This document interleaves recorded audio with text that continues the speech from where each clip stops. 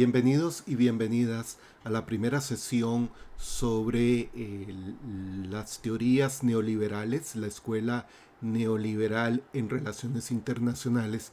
Recuerden un elemento fundamental.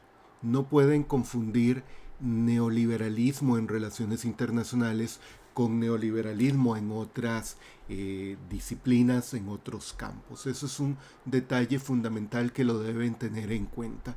En esta primera sesión vamos a analizar la interdependencia compleja y el institucionalismo neoliberal. Básicamente los proponentes de estas teorías son Robert Cohen y Joseph Nye, aunque bajo la escuela realista, por supuesto, hay otros enfoques, otras teorías con otros autores.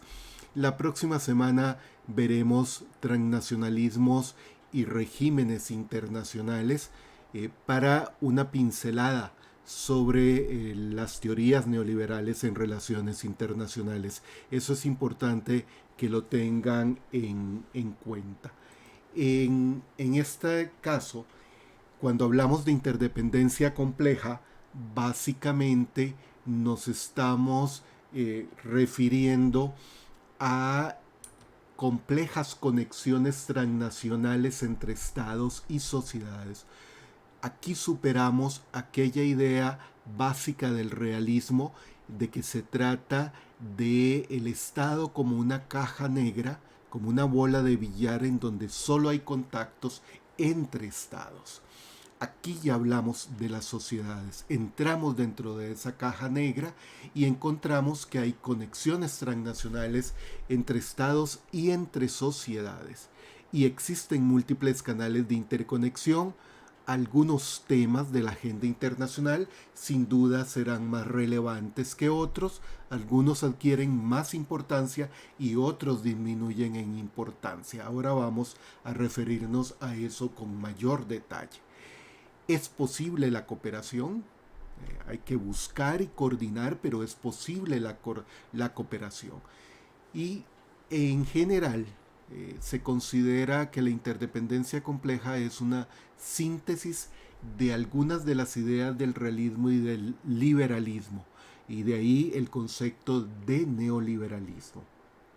Por su parte, el institucionalismo neoliberal lo que propone es básicamente identificar el rol de las instituciones intergubernamentales para coordinar, para facilitar la cooperación internacional.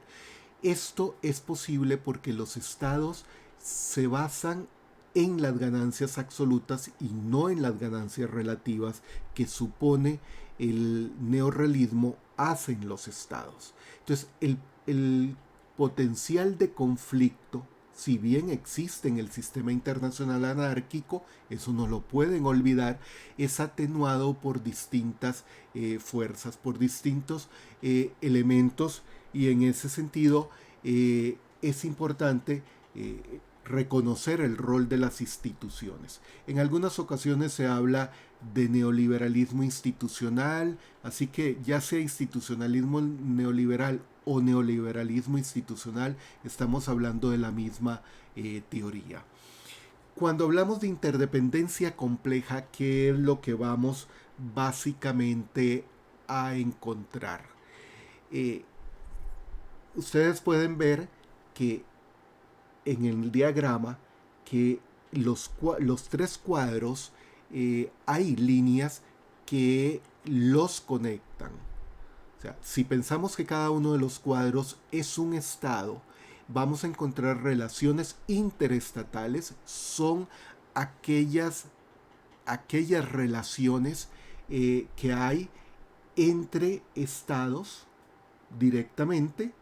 El concepto realista de relaciones entre estados es básicamente lo que vamos a encontrar. Pero también vamos a encontrar que hay relaciones a través de las fronteras estatales entre actores nacionales que pueden ser gobiernos, pueden ser sociedades, pueden ser empresas que tienen relaciones con sus similares de otros estados.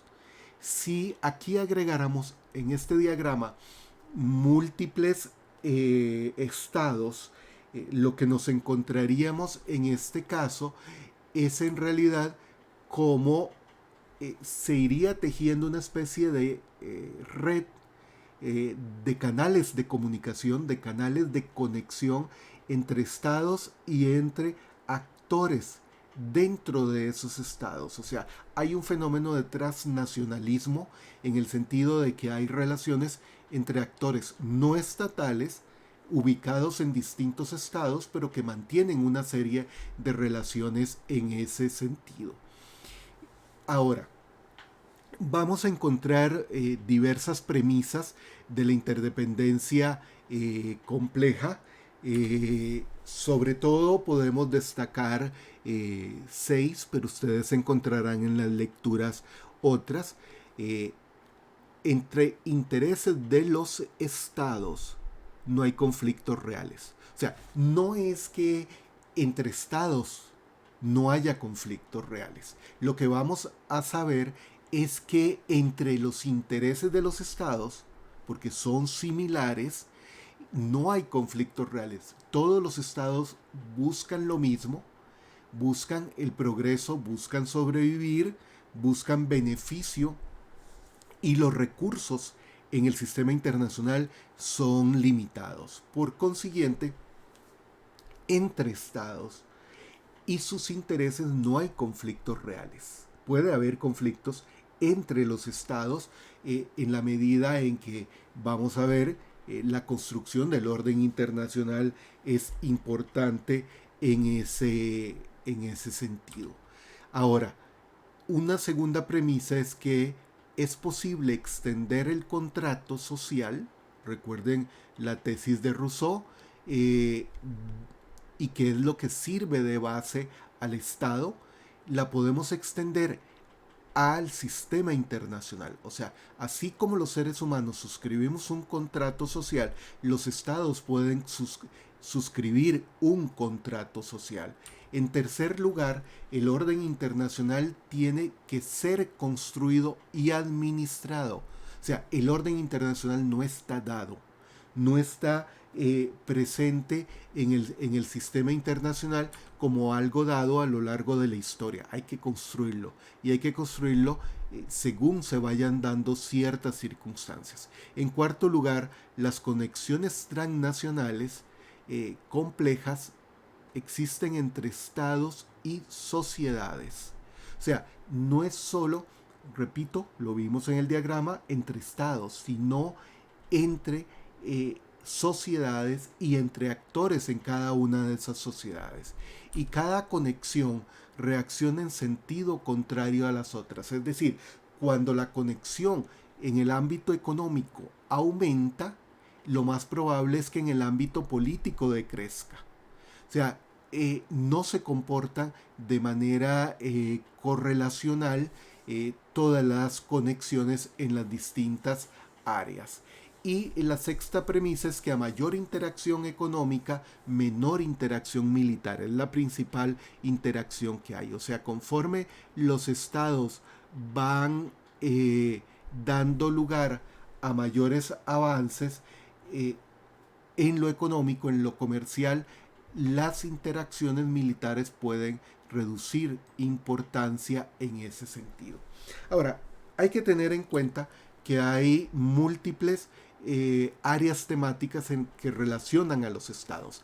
Está la económica, está el comercio, está la cultural, jurídica, por supuesto está la política, está la militar, pero cada una de esas áreas son diferentes y es posible que los estados construyan relaciones armoniosas en distintas esferas. O sea, un estado no se va a relacionar con otro estado siempre en la misma forma. Lo más probable es que en alguna área temática tenga una mejor relación que en otra.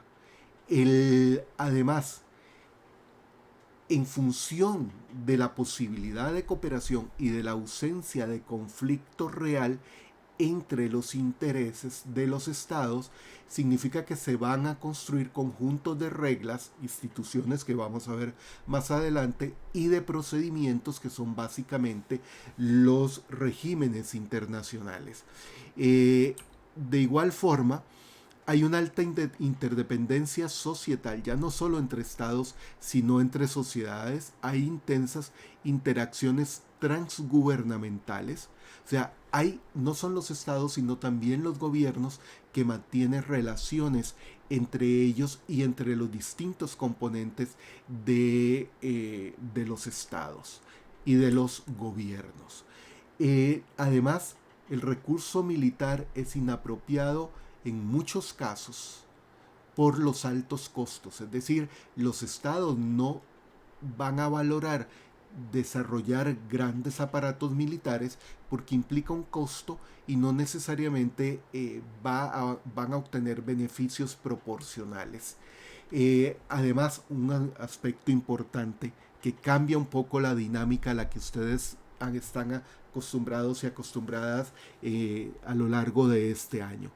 Es que el poder interestatal no resulta solo de poseer recursos coercitivos. O sea, no se trata solo de buscar incrementar el poder de fuego, incrementar el armamento, los aprestos militares, sino que la interdependencia asimétrica existe en distintos temas específicos. Es decir, la interdependencia entre estados no es igual en todas las áreas. Entonces, el poder no está solo en función de lo militar. En lo comercial puede ser que haya más interdependencia que en lo militar entre dos estados y por tanto van a tener que tenerse en cuenta esas consideraciones. El otro aspecto importante en este sentido es que el mundo es interdependiente y cada día más interdependiente. O sea, hay múltiples canales que conectan a las sociedades. En el gráfico que vimos, en el diagrama inicial, cada una de esas flechas, si aumentáramos el ancho de esa flecha, vamos a ver que las relaciones entre estados no solo son políticas ni militares, sino que son, como dije antes, económicas, comerciales, culturales, sociales, jurídicas, y lo mismo cuando vemos las relaciones entre gobiernos o las relaciones entre actores no estatales, por ejemplo, entre empresas de dos o más estados o entre ONGs de dos o más estados. Como dije antes, no hay una jerarquía entre los temas. O sea, el tema militar no es el número uno en las relaciones entre los estados. Eso es importante que lo tengan en cuenta. Puede ser que en algún momento de las relaciones internacionales lo militar sea prioritario y que en otro momento sea lo económico y en otro lo cultural. Y esa jerarquía puede ir variando de un momento a otro. El tercer elemento es que la fuerza militar no es el componente o el factor predominante en las relaciones internacionales. En tiempos de guerra, en tiempos de conflicto armado, por supuesto que sí lo es. Pero en tiempos de paz no lo es. En cuanto al poder, al que ya me referí brevemente, no es solo habilidad para conseguir que otros hagan algo. Recuerden cuando hablamos viendo el realismo de Morgenthau sobre el poder, sino que también se refiere al control sobre los resultados. O sea, un Estado no solo es poderoso porque logra que los demás hagan algo que no harían si no se les influencia, sino que ese Estado es poderoso porque logra ejercer control sobre los resultados de esa acción inicial. De igual forma hay una diferencia importante entre el poder real y el poder potencial. O sea, se debe reconocer el carácter contextual e histórico del poder. Las relaciones de poder entre dos estados, por ejemplo, entre Estados Unidos y Rusia hoy, no es lo mismo que entre Estados Unidos y la Unión Soviética en la segunda mitad del siglo pasado. O sea, el aspecto contextual e histórico del poder es un elemento a considerar a la hora de analizar esas relaciones de poder. De igual forma, es importante tener en cuenta la cantidad de actores internacionales porque este es un factor que va a condicionar el ejercicio del poder y la cantidad de poder que tiene cada uno de los estados. En ese sentido, como ustedes pueden ver en el recuadro, el poder tiene que ver con el conjunto de recursos y la realización efectiva de los logros concretos. O sea, no es solo una cuestión de influencia, de obediencia, de lograr modificar la conducta de los demás, sino que por supuesto tiene que ver con los resultados. Hay dos elementos fundamentales en la interdependencia compleja. Esto es importante que lo tengan en cuenta, que lo entiendan, porque es lo que va a determinar el grado de interdependencia y cómo los estados se comportan entre sí. Es la sensibilidad y la vulnerabilidad. Cuando hablamos de sensibilidad en el concepto de la interdependencia compleja, estamos hablando de la medida y el costo en que un cambio en un marco concreto de la política de un actor afecta a otro y por supuesto que afecta al mismo estado. O sea, hay estados más sensibles que otros frente a ciertas situaciones. La vulnerabilidad es la medida y costo en que un actor puede ajustar su política a la nueva situación. ¿No? O sea, no es lo mismo en todos los casos. Veamos este ejemplo. Caso del petróleo. Un cambio, un aumento, digamos, en el precio del crudo no provoca la misma reacción en el caso de Japón, Estados Unidos y Arabia Saudita, porque la sensibilidad y vulnerabilidad de estos tres países frente al petróleo es diferente. Por supuesto que los tres son sensibles a una variación en el precio, porque los tres consumen petróleo. Pero hay una diferencia en que el primero no es un productor de petróleo. Japón no explota, no tiene recursos petroleros, mientras que Arabia Saudita es uno de los países con mayores recursos de hidrocarburos y mayores exportadores de petróleo. Los Estados Unidos es el principal consumidor de hidrocarburos, y produce petróleo, o sea, explota sus recursos petroleros, pero no en suficiente cantidad para cubrir su demanda. Además, el petróleo desde la perspectiva de los Estados Unidos es un factor estratégico y por tanto prefiere consumir el petróleo de otros estados antes que el propio para garantizarse su seguridad energética. Entonces, los tres estados son sensibles, pero los tres estados ofrecen niveles de vulnerabilidad. Ante el alza del petróleo, el más vulnerable es Japón.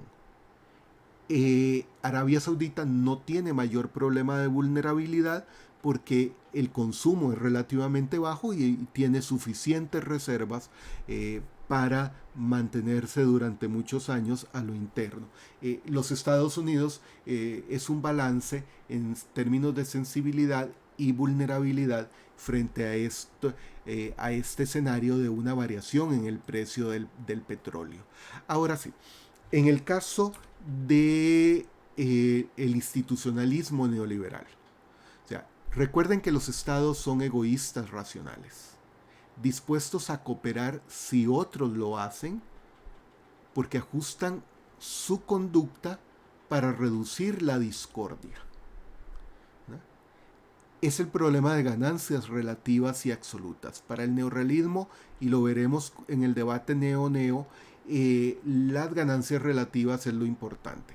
Para el neoliberalismo, las ganancias absolutas es lo importante. Aquí hay un cambio de perspectiva que hay que tener en cuenta. Entonces, los estados en ese escenario utilizan instituciones internacionales para crear condiciones que les permitan garantizar más ganancias absolutas, alcanzar objetivos en lo que se denomina la acción colectiva limitada.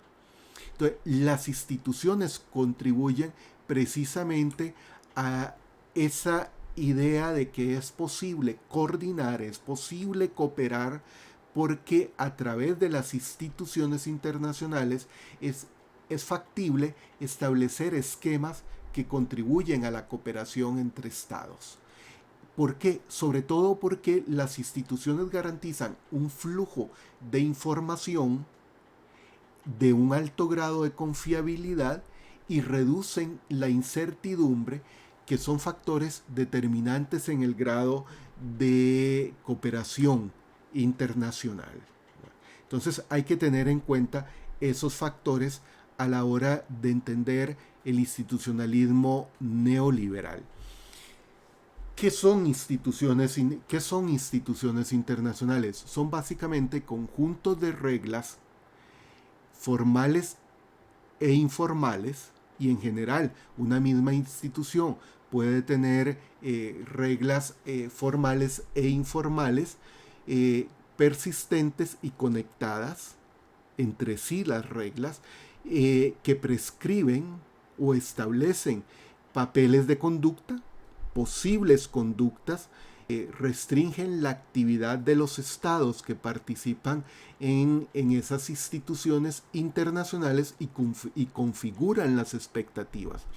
Es decir, cuando un estado, el estado A, sabe que el estado B se va a comportar de manera similar, ya tiene información, reduce la incertidumbre que le permite avanzar a esquemas de cooperación, porque saben cómo van a actuar los otros estados miembros de las instituciones internacionales. Ahora, hay tres tipos de instituciones internacionales, básicamente las organizaciones intergubernamentales, como Naciones Unidas, la OEA, Fondo Monetario, Banco Mundial, etcétera, que tienen un alto grado de estructuración, de coordinación. Están los regímenes internacionales, que son, y los vamos a ver en la próxima semana, son esquemas de coordinación entre estados que facilitan la toma de decisiones. Y el tercer tipo son las convenciones. La guerra, la soberanía, la cooperación internacional son convenciones. O sea, estos tres tipos son instituciones internacionales, pero son distintos tipos de instituciones internacionales. Entonces, ojo, de aquí en adelante tienen que hacer un uso apropiado del concepto de instituciones internacionales, porque no pueden utilizar como sinónimo institución internacional con organización intergubernamental. O sea, si bien la Organización de Naciones Unidas es un tipo de institución internacional, pero es un tipo específico, una organización intergubernamental. Regímenes internacionales. La organización, aunque se llame Organización de Países Exportadores de Petróleo, es un régimen internacional y por tanto es una institución internacional. La soberanía es una institución internacional en la medida en que es una convención, ¿verdad? Entonces deben de aquí en adelante tener precisión a la hora del uso de los conceptos. Cada vez van a ser más específicos y deben ajustarse a los conceptos apropiados.